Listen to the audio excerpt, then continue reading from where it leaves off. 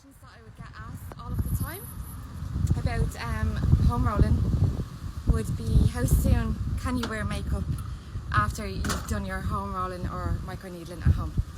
And the answer to that is you shouldn't wear any makeup the day of rolling.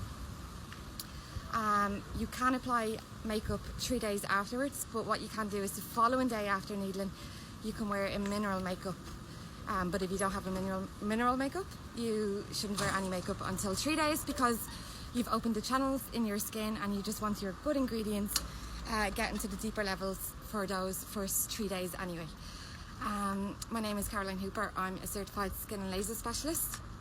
If you guys would like to know a little bit more about skin, you can download my free book on the link below this video. And also, if you wanted to get your hands on your own home roller to start rolling, you can also get a nice offer on the link below. Thanks for watching.